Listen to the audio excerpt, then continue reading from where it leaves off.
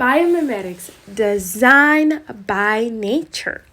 So let's get straight into it. What is biomimetics? So we're going to be breaking the word down into two. Bio is a Greek origin meaning life, and mimetics is an adjective meaning to mimic or to copy. So let's look at bio, the bio part of biomimetics.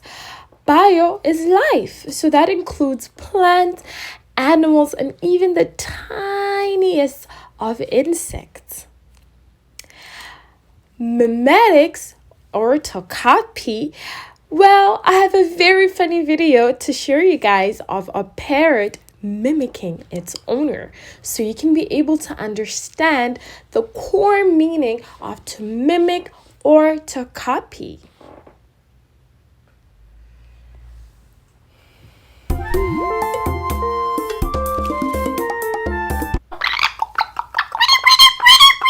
She's very pretty. Wow. So we've had her for about 7 years. In that video, we saw a parrot mimicking the word pretty to its owner. So mimicking is to copy. We're going to be learning about how scientists are using bio, which is life, animals, and plants, and mimicking and copying their designs to make useful tools to make life very easy for everybody. We're going to talk about a scientist. His name is Andrew Parker. He is the leader of biomimetics. In this chapter, we'll be learning about from a natural wonder to a very useful tool. We're going to be looking at a butterfly. Very pretty. When you look at it, you'll think, oh, it's a very pretty butterfly. But scientists are seeing something much bigger than that. They're using the bio side. The bio is the butterfly, the life, the insect is the butterfly. And they are mimicking and copying the colorful design of butterflies and beetles in order to create brighter screens on our phones. So let's look at a very quick YouTube video just showing how scientists are using these butterfly colors in order to mimic or to copy, in order to make our cell phone Biomimicry has been in the news brighter. a lot as scientists are looking to nature for ideas for because they reflect light. That's why they're iridescent. So they're looking at the light reflecting qualities at a microscopic level and trying to reproduce. Wow. So have we seen on the video, these scientists saw how butterflies, their beautiful colors are reflecting on the light, which they wanted. They mimicked it and they copied it in order to create devices to make our phone screens more brighter. So when we're looking more into natural wonder to useful tools, we're going to learn a few keywords before we dive very deep into this chapter. The first keyword that we're learning about is amber. Amber is a yellowish gemstone often used for jewelry. When we're looking here, look at this very beautiful necklace. It is made out of amber. Our second keyword is solar panel. Solar panel is a device used to collect electricity from the sun. As you can see here, it's on the top of the roof of houses and apartments in order to collect electricity from the sun. But how was this created? Well, it was created by mimicking and using a biomimetics. Can you guess which animal or which insect was used to mimic to create this? Well, it was an insect. It was a bee or flies. So Andrew Parker went into an ancient museum and he saw a bee trapped in amber. Amber was this yellowish gemstone. So there was a bee trapped in amber. And he saw how the eyes of the fly reflected And the shape was so useful. The design of the eyes was shaped in such a useful way that they were reflecting and absorbing light. So they used the design of the eyes of this insect, of this bio insect, in order to mimic it to create solar panels. Solar panels absorb and reflect the sun in order for us to have energy in our homes. This design was mimicked from just the beautiful, youthful eyes of this insect.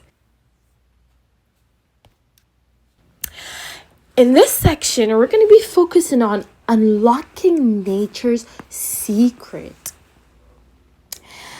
Scientists all around the world are using nature's design to copy and to mimic, to make lives easier.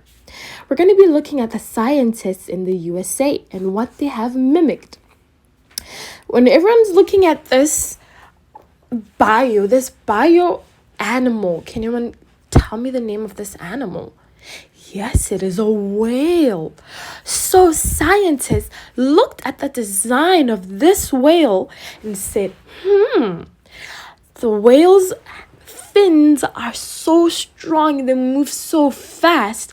How can we mimic and copy this design in order to take that secret design to create a useful tool? Well, scientists have mimicked the design of the whale tubercles in order to create wind turbines. Wind turbines are very important in order to improve windmills. As we can see, this device here is called a windmill. So we're looking at a windmill and we're looking at a whale. So the scientists have created and improved windmills that generate electric energy just from looking at the design of this whale turbines. So this is very important because it helps our real world in order to create very useful tools in order for us to generate electric energy for our farms, for our food, in order to create a very good economy for our world as well. So now we're going to look at how scientists in Zimbabwe have used biomimetics in order to make life very easier for their citizens. So we're going to be looking at this insect here, the bio. The bio here is these insects. The name of this insect are called termites. They're very small and very irritating as well. But scientists have observed and looked at them very closely and how they create very strong and powerful nests. These nests are so strong, their design is so strong that they can withstand different weather changes. They can withstand strong, hot weather. They can withstand cold weather. They can withstand rain. So scientists in Zimbabwe have seen this and said, wow, this is a very strong structure. How can we mimic that? How can we copy that in order to make apartment buildings for our citizens, for them to have good structures that are great and have enough air, have enough circulation in order to also withstand the different weather changes?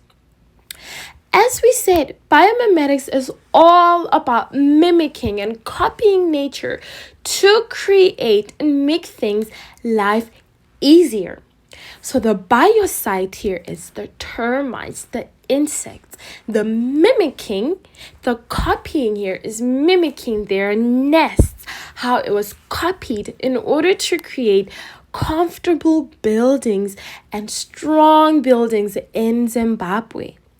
Mimicking termite nests to create comfortable and safe buildings. Biomimetics is also done in Japan in the medical side. Let me show you this little bug right here. It's called a mosquito. Wow, we can all agree that mosquitoes are very sneaky.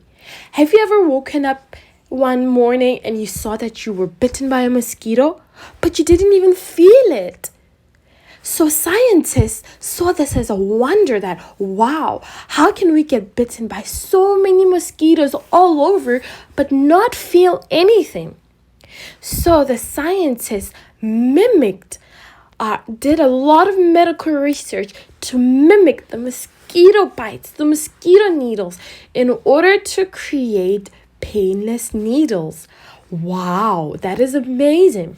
Imagine going to the doctor and getting your COVID shot or shots for any illnesses and not feeling any needle pain. That is all what biomimetics is all about. It's about copying the bio side of insects and what they can mimic, what we can copy from these insects in order to design more useful tools to make life easier. On our next section is about the bio-inspired robot. So before we dive into the bio-inspired robot, let's learn a few keywords that will be very useful for this chapter. The first keyword is surveillance. Surveillance is a noun. It's to look closely and carefully at someone. As you can see for reference, the surveillance cameras that you can see in shopping malls and even in schools. Rescue is a verb. It is to save someone or people from danger. So let's learn about the bio-inspired robot and keep these keywords into mind. Bio-inspired robot. So everyone, when you look at this robot, first of all, what does the design remind you of? So let's show by a quick of hands. When you look at this bio-inspired robot, which insect can you see? Wow, you can see a fly. The other one can see a dragonfly. Oh, and a bee? Wow, that's very interesting. So we can all agree that this bio-inspired robot has a similar design as a fly, as an insect. So the bio side is what the living side is, the insect design. Biomimetics is all about making life easier. Professor Ronald Fearing created a fit and fly robot. The use of this robot was for surveillance and rescuing. So for surveillance, to look around at people very closely. And for rescuing, let's say maybe somebody is stuck in the forest or is stuck on a mountain. So they use this very, very small bio-inspired robot in order to look and to rescue, to see where the person is stuck at the mountains in order to rescue them without bringing hundreds of people in order to rescue. So this robot really, really saves lives. It can look from above and it can look below to see who needs to be surveillanced and who needs to be rescued if they're in danger. Our next robot is called a gecko robot. So as you can see here, what is the bio side? Correct. The bio side here is the reptile, is the gecko.